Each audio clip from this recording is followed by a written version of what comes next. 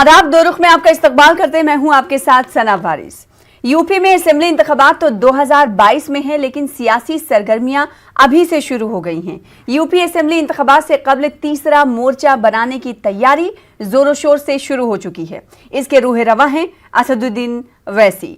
इसलिए एमआईएम सरबराह असदुद्दीन ओवैसी ने यूपी में राज्यभर से इत्तेहाद के बाद छोटी पार्टियों को फ्रंट में शामिल करने की जुगत कर रहे हैं। इसी कड़ी में असदुद्दीन ओवैसी ने आज समाजवादी पार्टी के गढ़ आजमगढ़ का दौरा किया। दूसरी जानिब साबिक वजीर आला अखिलेश यादव भी पूर्वांचल के दौरे पर रहे।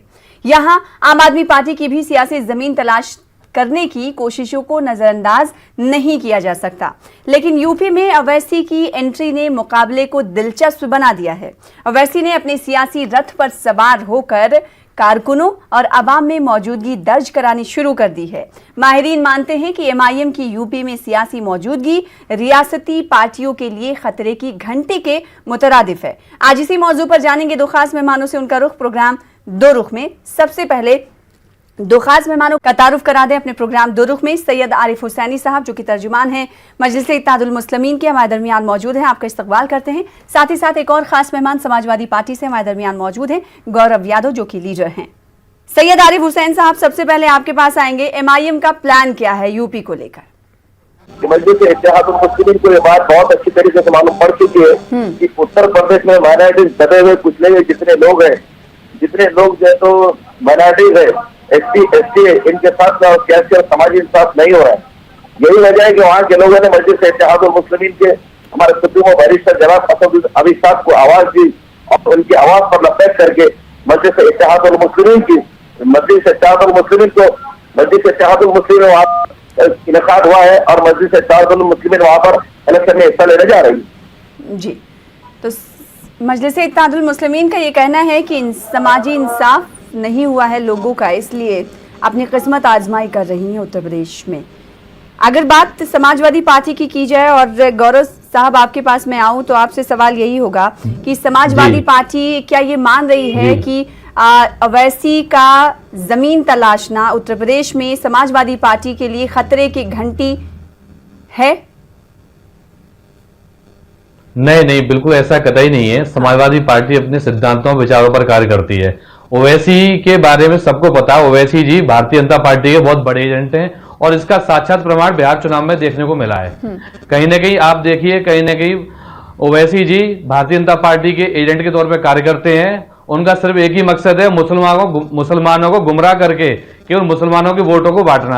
हालांकि ओवैसी जी बताएं वो सरकार में आने लायक हैं? आप ये बताइए। उत्तर प्रदेश में बात करें, उत्तर प्रदेश का मुसलमान काफी समझदार है।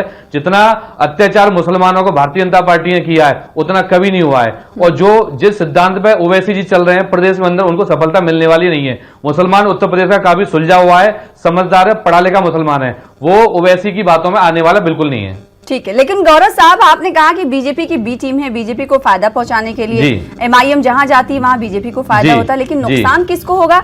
आपने इसका जिक्र नहीं किया। देखिए, नुकसान किसी को हो ना हो, लेकिन हमारी पार्टी जिस एजेंडे पे कार्य कर रही है, मुसलमानों को हमारी पार्टी पूरा विश्वास है। चाहे कोई भी नेता रहे हो पार्टी के, लगातार पार्टी का समर्थन किया है और हमारी पार्टी हर तरह से मुसलमानों के साथ खड़ी है। ये सिर्फ एक ही मकसद है ओवैसी जी का आने पर, क्योंकि वो मुसलमानों की राजनीति करते हैं। भारतीय जनता पार्टी कट्टर हिंदुत्व की बात करती है, तो वो वोट बैंक तो आपका भी मुसलमान है गौरव साहब। हमारा वोट बैंक तो सर्वदल का है। सारी जाति सभी धर्मों को साथ लेकर हम लोग चलते हैं। हम ऐसा नहीं कि मुसलमानों के वोट के सारी राजनीति करते हैं। हमारे सभी जाति सभी धर्मों को बराबर लेके देखा जाता है और मुसलमानों का पूरा विश्वास माननीय नेताजी मुलायम सिंह यादव जी, माननीय राष्ट्रीय अध्यक्ष अखिलेश यादव जी पर है और पार्टी के साथ हैं।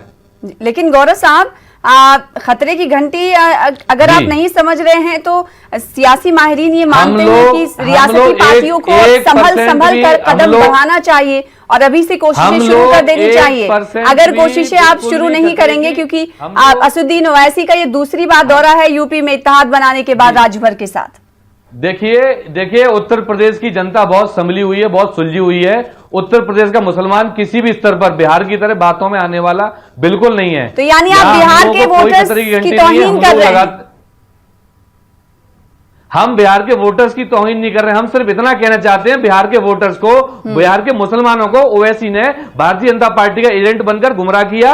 और आप देख लीजिए बिहार में क्या स्थिति है। भारतीय जनता पार्टी सरकार बना ली, वहां पर नीतीश कुमार की सरकार बन चुकी है, और आप बता दीजिए किस मुसलमान का क्या हो रहा है। आरिफ हुसैन साहब, गौरव साहब ये कह रहे हैं कि सीमांचल में जो जोर आजमाई एमआईएम की तरफ से की गई है, उसका उन्हें खामियाजा वोटर्स को क्या मिल रहा है वो तो देख ही रहे होंगे। अब यूपी के मुसलमानों को रिझाने के लिए सिर्फ और सिर्फ एमआईएम आ रही है, जो कि नहीं चलेगा। सीमांचल के बारे में क्या जानते हैं जनाब यादव साहब? सीमांचल के अंदर जो हमारा 5 विधायक चुन के आया है, उन्होंने जमीनी सतह पर उतर के काम करना शुरू कर चुके हैं। और नंबर एक बीच में नहीं बोला आप बताइए किस विचारधारा पर आपकी पार्टी कार्य करती है? आपकी पार्टी ने क्या घोषणा करी थी? आप सरकार में आए कि नहीं, आप बताइए। और इतने आप हितैषी हैं तो आप भाजपा से गठबंधन कर लीजिए ना। आप भारतीय जनता पार्टी से गठबंधन कर लीजिए उत्तर प्रदेश में। मैं आपकी बात तो बड़ी मानूंगा। आपका कहना हो गया आपका कहना। गौरव साहब आपको इतनी मुसलमान कह रहा हूं, अगर आप इस पर भारतीय जनता पार्टी का एजेंट बनकर कार्य कर रहे हैं तो आप उनके साथ गठबंधन कर लीजिए। अब मैं कहूं मैडम? जी बोलिए। मैडम, इनको बिहार के बारे में कुछ मालूमात है ही नहीं, ये सिर्फ आए बाय छाए हाके चले जा रहे हैं। सबसे पहली बात ये कि 5 विधायक जो हमारे वहां पर चुन के आए, उन्होंने जमीनी सतह पर काम करना शुरू कर दिया गया है। वहां पर अख्तरुल ईमान साहब विधायक साहब के इनके जेर सदारत में रही। दूसरी बात ये, जैसे बीजेपी के ताल्लुक से हमारा नाम जोड़ने की कोशिश की जा रहे हैं, तो कल्याण सिंह जिनके जेर सदारत के अंदर, जिनकी जेर निगरानी में जब ये मुख्यमंत्री थे, जब कल्याण सिंह ने बाबरी मस्जिद की शहादत की गई, तो कल्याण सिंह मुख्यमंत्री थे, वहां के वजीर आला थे। उन्होंने जो है इसके अंदर पूरा अहम रोल अदा किया था। सुप्रीम कोर्ट में हलफनामा दाखिल करने के बाद में भी बाबरी मस्जिद को शहीद कर दिया गया। कहां की बात है प्रवक्ता जी, समाजवादी पार्टी में लेकर लगा रहे हैं उत्तर प्रदेश के चुनाव की बात करिए आप। मैं आपको बताना चाहता हूं, सुनिए मेरी बात प्रवक्ता जी, तो आप जिस मकसद के साथ उत्तर प्रदेश में आ रहे हैं, आपका मकसद होने वाला नहीं है। भारतीय जनता पार्टी के एजेंट के तौर पर आप कार्य कर रहे हैं और पूरे देश में इस चीज को जान चुके हैं। आपका जो मकसद है मुसलमानों के वोट को काटना और मुसलमानों को गुमराह करना, ये उत्तर प्रदेश की जनता समझदार है। आपके और आपके नेता के एमआईएम के पास पाने के लिए बहुत कुछ है, खोने के लिए कुछ भी यूपी में नहीं है। सियासी जमीन तो उन्हें बचानी होगी जिनका अच्छा खासा वोट बैंक रहा। गौरव साहब, एक सेकंड सवाल तो सुन लीजिए भाई। राज चौधरी पर आतंक मचा के रखिए, दहशत फैला के रखिए। गौरव साहब सुना आपने? एक सेकंड सैयद आरिफ साहब, एक सेकंड। गौरव साहब आपने मेरा सवाल सुना? एमआईएम के पास पाने के लिए बहुत कुछ है, खोने के लिए कुछ नहीं है, लिहाजा समाजवादी पार्टी, बीएसपी और इस तरह की पार्टियों को मोहतात रहने की जरूरत है। ये हकीकत है, आप माने या ना माने। देखिए सना जी गलतफहमी दूर हो जाएगी। चुनाव में 22 का चुनाव है, ज्यादा वक्त नहीं है, गलतफहमी दूर हो जाएगी। प्रयास करने में कोई बुराई नहीं है। लेकिन मैं आपके चैनल के माध्यम से एक ही बात कहना चाहता हूं, उत्तर प्रदेश का मुसलमान पर जितना अत्याचार भारतीय जनता पार्टी सरकार में हुआ है और Bharatiya Janata party B team के तौर पर एआईएम काम करती है, तो उनकी बातों में आने वाला बिल्कुल नहीं है। लेकिन वो तो जोर शोर से मुहिम शुरू कर चुके हैं। समाजवादी पार्टी का 2022 के हवाले से कोई खाका जमीन पर दिखाई नहीं दे रहा है। 2022 के हवाले हमारे लोग लगे हुए हैं, लगातार हमारे राष्ट्रीय अध्यक्ष जी लगातार लोगों के बीच में जा रहे हैं, लोगों से लगातार जनसंपर्क कर रहे हैं। ये खाका हम आपको कैसे बताते हैं? हमारे लोग तो लगे हुए हैं ना। दूसरी बात, गलतफहमी दूर करने में कोई बुराई नहीं है, एआईएम अपना प्रयास करे, लेकिन उत्तर प्रदेश का मुसलमान उत्तर प्रदेश का है, उस पर जितना अत्याचार भारतीय जनता पार्टी ने किया है वो जान चुका है। असुबेद्दीन ओवैसी सिर्फ बीजेपी की बी टीम के तौर पर कार्य करते हैं और बीजेपी के एजेंट हैं, तो वो उनकी बातों में आने वाले बिल्कुल भी नहीं है। आपका ओवैसी साहब को बीजेपी से जोड़ रहे हैं, कल्याण सिंह को आपने लेकर अपनी पार्टी में लेके आए बीजेपी। अरे क्यों नहीं जोड़े? मैं उत्तर प्रदेश के मेयर चुनाव की बात कर रहा हूँ। आपने मेयर चुनाव में उत्तर प्रदेश में कितना दखलंदाजी करी थी? आप ये बताओ, अगर आपके के नेता इतने हितैषी हैं तो उत्तर प्रदेश में चुनाव के समय पर ही क्यों आ रहे हैं? उससे पहले आपके दौरे क्यों नहीं होते? चुनाव के समय भाजपा मुसलमानों को बांटने के लिए क्यों आ रही है? उससे पहले आप लोग कहाँ जाते हैं? आप ये बताइए ना। चुनाव से पहले सैयद आरिफ हुसैन साहब, बार बार जब भी इंतखाबात होते हैं या इंतखाबात की सुगबुगाहट होती है, एक साल पहले ही बीजेपी की बी टीम के तौर पर आखिर एमआईएम पर इल्जाम क्यों लगते हैं? मैडम मेरी जी। बात सुनिए, ये समाजवादी पार्टी के पास में हिम्मत नहीं है इनके पास काम दिखाने का। ये अपनी नाकामियों को छुपाने के लिए बीजेपी का नाम हमारे साथ जोड़ने की कोशिश करते हैं। मेरी बात सुनिए आप, कि जब बीजेपी हमको अगर ये हमसे जोड़ने की बात कर रहे हैं तो इनको पूछे ना, कल्याण सिंह कौन सी गंगा जल से नहा के आए थे जो आपने समाजवादी में इनको ले लेते? क्या गंगा में नहाए थे, जमुना में नहाए थे, कहाँ नहाए थे? क्या मुलायम सिंह यादव साहब के साथ में कह जाए कि उन्होंने चारों धामों की जो तो यात्रा करके आ गए थे जो आपने बीजेपी में उनको ले लिए थे? ये ढकोसलेबाजी की बातें छोड़ो। उत्तर प्रदेश के अंदर समाजवादी पार्टी मुसलमानों को, दलितों को, पिछड़ों को इंसाफ दिलाने में पूरी तरह नाकाम हो चुकी है। विपक्ष की भूमिका निभाने में पूरी तरह नाकाम हो चुकी है। इसलिए आप इनके पास दिखाने के लिए कुछ भी नहीं है। इनके पास दिखाने के लिए कुछ भी नहीं है। समर्थन पिछड़ों का, दलितों का, मुसलमानों का समाजवादी पार्टी ने किया है खुलकर, उतना किसी पार्टी ने नहीं किया है। आज सबसे जो दिख रहा है आजम खान का है, मुसलमानों पर, दलितों पर, पिछड़ों पर हो रहा है। आप रिकॉर्ड उठा के ले लीजिए, तो आजम खान आज कहां पर है? आजम खान साहब कहां पर, उनकी फैमिली कहां पर है? कितने बार तुमने धरने आंदोलन उनके लिए किए? उनके साथ में जुल्म ज्यादती है। अरे अपने साथी को तो बचा नहीं सकते, तुम प्रदेश को बचाएंगे? तुम्हारे बस की बात नहीं है ये मामला। आप ये बात याद रखो, मुलायम सिंह यादव, अखिलेश सिंह यादव के बस की बात नहीं रही उत्तर प्रदेश में। योगी का मुकाबला आप कर नहीं सकते।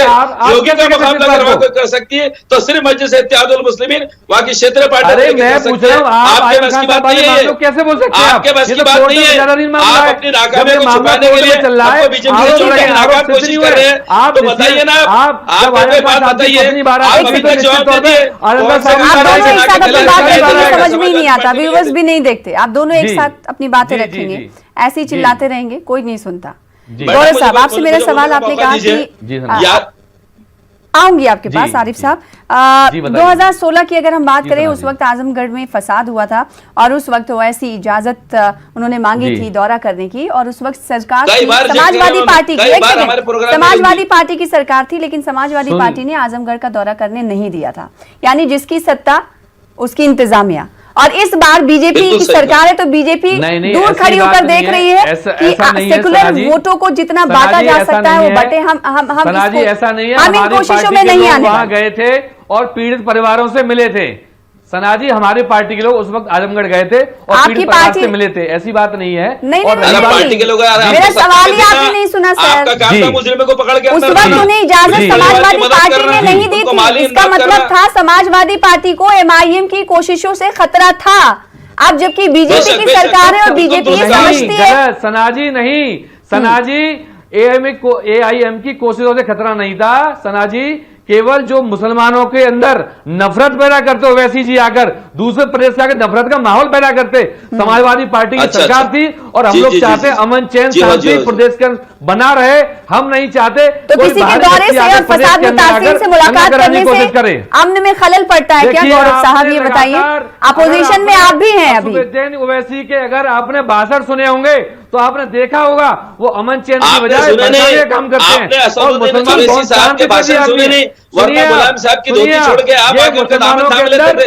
आग लगाने की बात करते हैं। अगर सच्चे मुसलमान हैं तो आप आग बुझाने का काम करें, ना कि आग लगाने का काम करें। ओके आरिफ साहब। मैडम ये जनाब को कुछ मालूमात है नहीं। समाजवादी पार्टी कह रही है कि एमआईएम जहां जाती है वहां नफरत फैलता है। तो बताइए मेरे को, बिहार में गए तो कौन सी नफरत फैल गई? बंगाल में गए थे तो कौन सी नफरत फैल गई? हम जहां जाए कहां पर नफरत फैल गई? इनको डर और खौफ है हमसे। इनको मालूम है कि दबे हुए पिछले हुए लोगों की जिनके साथ में सियासी जानसाजी हुई है, उनको अगर इंसाफ दिलाने का काम कोई कर सकता है तो सिर्फ मजलिस इत्तेहादुल मुस्लिमीन कर सकती है। ये खौफ इनको खाया जा रहा है, इसलिए ये अपनी नाकामी छुपाने के लिए ये हम पर तोहमत का इल्जाम लगाने की कोशिश कर रहे हैं। कब तक तुम्हारी नाकामी को छुपाएंगे? तुम्हें हिम्मत और दम नहीं है, तुम योगी हुकूमत से टक्कर नहीं ले सकते, तुम योगी हुकूमत के सामने नहीं टिक सकते। कुमार का समर्थन मान लो और तुम्हारे तो घर में आग लगी हुई है, तुम कहां प्रदेश को संभालेंगे? आपकी कोशिशों में यादव साहब आप मेरी बात को समझ लीजिए कि आपके घर में ही आग लगी हुई है। आप ये बताइए, बिल्कुल आपके बस की बात नहीं है। बिहार में भाजपा का समर्थन प्राप्त करते हैं, आप भाजपा के इशारों पर कार्य कर रहे हैं। आपने भाजपा के इशारे पर उन जगह पर प्रत्याशी लड़ाए जहां पर लालू जी के बेटे ने चुनाव लड़ा, आपने वहां पर मुसलमानों को वोटों काटा। अरे भाई, आप अवैसी साहब का देख रहे हैं, वहां पर लालू जी का देख रहे हैं, आप अपने घर का देख ले, चाचा किधर जा रहा है, भतीजा किधर जा रहा है, चाचा बीजेपी की तरफ जा रहा है, आपसे मैं इतना कहना चाहता हूं, आपके नेता केवल वही जाते हैं जहां बीजेपी की सरकार नहीं है, वही दंगा लगाने की कोशिश करते हैं, वही आग भड़काने की कोशिश करते हैं, जहां बिहार में नीतीश कुमार कैसे लेंगे।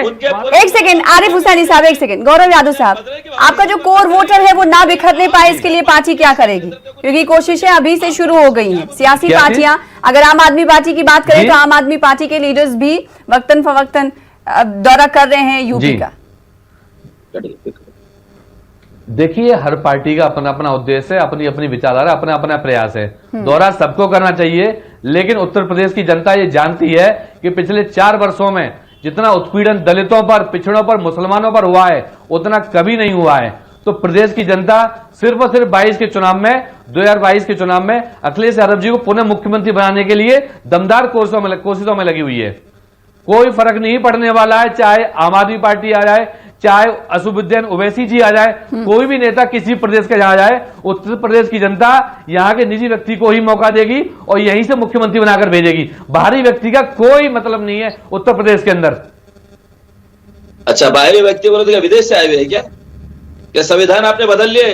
वो भी समाजवादी पार्टी के घर में बना के प्रदेश की राजनीति करें, आप अपने प्रदेश को संभालिए ना, वहां आपने माहौल देखिए, आप ये देखिए ना, बताइए आप मध्य प्रदेश इलेक्शन लड़ने क्यों गए थे? अगर ओवैसी जी को अगर नफरत फैलानी है तो अपने प्रदेश में फैलाओ, उत्तर प्रदेश में अमन चैन शांति बनी रहने दो, यही हम लोग चाहते हैं। उत्तर प्रदेश का मुसलमान आप लोग मुद्दे पे बात ही नहीं कर रहे हैं, आप इधर उधर चले जाते हैं। सैयद आरिफ साहब, आपसे मेरा सवाल ये है कि राजभर से तो आपने इत्तेहाद कर लिया, छोटी छोटी पार्टियों को आप एकजुट करने में लगे हुए हैं, कौन कौन सी पार्टियां और थर्ड फ्रंट में सामने आएंगी? जितनी वो पार्टियां मैडम जो योगी हुकूमत के वहां पर मुकाबला कर सकती है, जो पिछड़े हुए दबे हुए लोगों की, अति पिछड़ों की और माइनॉरिटीज की आवाज को उठा सकते, ऐसे तमाम लोगों के साथ में हम इत्तेहाद करने जा रहे हैं। और उत्तर प्रदेश के अंदर विपक्ष नाम की कोई चीज रही नहीं है। इनका श्रेष्ठ नेतृत्व आजम खान, जो इनके आला कायदीन है, आज उनकी पूरी फैमिली को बदले की भावना से डाल के रखा वहां की योगी ने। नहीं, हम तो देखिए मैडम, जो हमारी विचारधाराओं से मिलता है और जो ये फाशिस्ट हुकूमतों को उखाड़ने के लिए तैयार रहेगा, हम सबसे मिलने के लिए तैयार है। लेकिन मैं आपको खास तौर पे कह रहा हूं कि मुलायम सिंह यादव और अखिलेश यादव की जो समाजवादी पार्टी है, इसके अंदर दमखम बिल्कुल नहीं है योगी हुकूमत से मुकाबला करने का। उसका मुकाबला अगर कोई कर सकता है तो हमारा गठबंधन जो मजलिस इत्तेहादुल मुस्लिमीन का रहेगा, वो इनको जड़ से उखाड़ के फेंक सकता है, इनको एक्सपोज कर सकता है, इनके जालिमाना रवैये को सामने ला सकता है, इनकी जालिमाना खसलतें जो इन्होंने की, जो बर्बरता इन्होंने वहां पर किए, उसका एक्सपोज कोई कर सकता है तो सिर्फ मजलिस इत्तेहादुल मुस्लिमीन कर सकती है। ये बीजेपी का नाटक लगाने वाले, बीजेपी से नाता जोड़ने की कोशिश हमारी कर रहे हैं। इनसे पूछे अभी तक जवाब क्यों नहीं दे रहे कि कल्याण सिंह कौन से गंगा जल से नहा के आए थे जो आपने समाजवादी में ले लिए थे, इनको क्यों इसका जवाब नहीं है इनके पास में? दीजिए, जवाब दीजिए। वो कल्याण सिंह जो सुप्रीम कोर्ट के अंदर झूठा हलफनामा दाखिल करते, वो कल्याण सिंह जिसकी निगरानी के अंदर बाबरी मस्जिद गिराई जाती, वो चांद का वो दूध का धुलावा कैसा हो गया था? मुलायम सिंह यादव क्या उनकी बहुत बलाया लेने के लिए समाजवादी पार्टी में ले लिए थे क्या?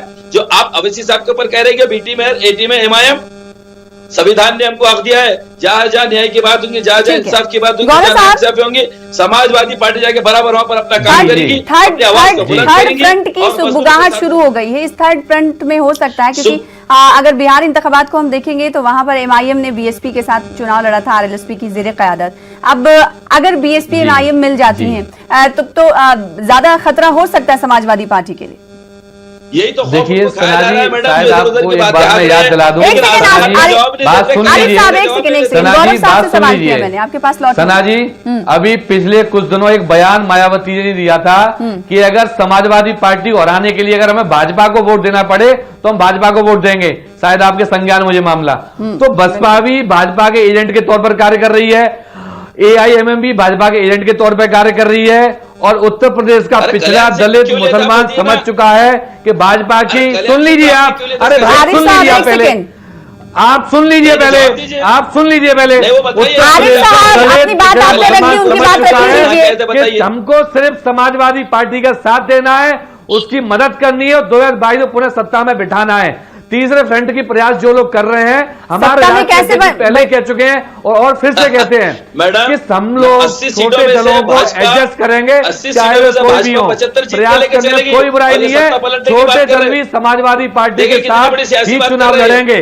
असुद्दीन ओवैसी जी कितना भी प्रयास कर ले, समाजवादी पार्टी सभी छोटे दलों को एडजस्ट करेगी और हम लोग मिलकर चुनाव लड़ेंगे। आप जो प्रयास कर रहे हैं, भाजपा के बी टीम के लोग प्रयास कर रहे हैं, भाजपा ही चेहरा प्रदेश की जनता देख रही है और आपका पूरे देश की जनता देख रही है कि आप केवल भाजपा के बी टीम के तौर पर कार्य करते हैं। आपकी जो मानसिकता होती है वो केवल मुसलमानों के वोटों को बांटकर अपने पक्ष में करके केवल एक सेकंड गौरव साहब, एक सेकंड करने की होती है।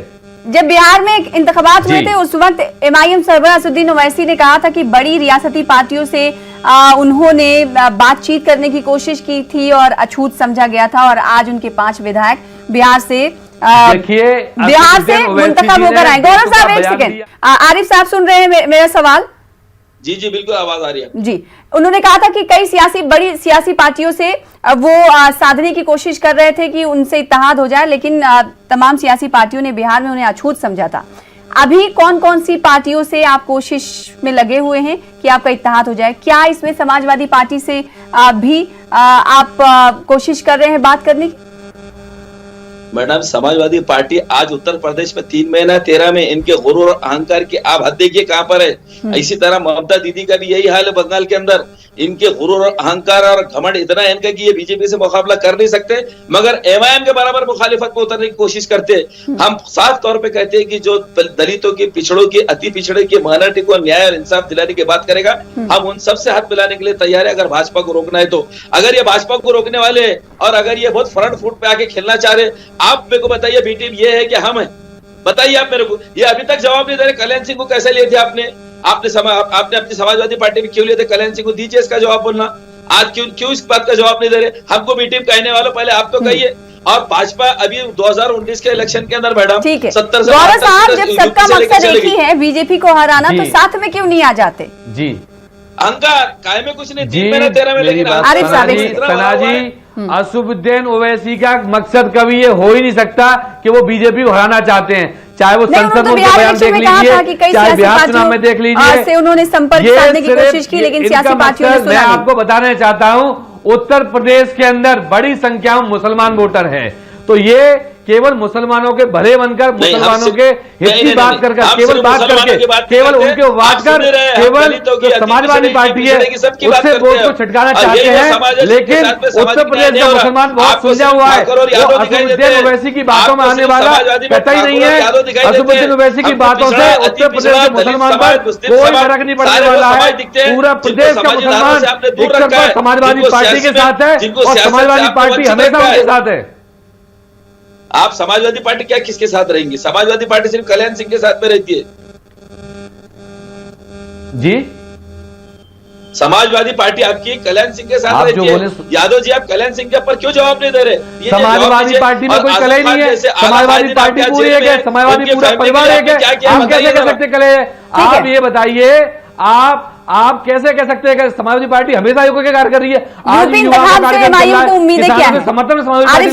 Last comment madam, Uttar Pradesh के इंतखाबात से हमारा साफ नजरिया ये है कि उत्तर प्रदेश की जनता के साथ में, वहाँ के लोगों के अवाम के साथ में योगी हुकूमत ने बहुत नाजायज तरीके से जुल्म सितम किया है और वहाँ पर माइनॉरिटीज को खत्म करने की कोशिश की है। दलितों के अंदर खौफ का माहौल पैदा किया है, पिछड़ा अति पिछड़ा को दबाने की कोशिश की है और वहाँ पर मनुवादी मानसिकता लेके हिंदुत्व के नाम के ऊपर जो तो राजकारण करने की कोशिश की योगी आदित्यनाथ ने। अगर इनके घमंड को कोई तोड़ सकता है, इनकी हुकूमत को कोई उखाड़ के फेंक सकता है, तो मेरा ख्याल है अवैसी के साथ जब सभी पार्टियों को बीजेपी को हराना, तो साथ में क्यों नहीं आ जाते? ये आपका घमंड बोल रहा है, ये आपका घमंड बात कर रहा है और इस घमंड के सहारे आप उत्तर प्रदेश के वोटर को बिल्कुल नहीं लुभा सकते। आप क्या आपको सत्ता में समझ घमंड में नहीं है, बात कर रहे हैं। बहरहाल वक्त की कमी है। आप दोनों खास मेहमानों का शुक्रिया अदा करना चाहेंगे। प्रोग्राम दो रुख में शामिल होने के लिए, वक्त देने के लिए, अपना मौक़िफ़ रखने के लिए बेहद शुक्रिया। इसी के साथ मुझे दीजिए इजाजत। कल फिर बड़े मुद्दे के साथ होंगे हाजिर। तब तक के लिए आदाब।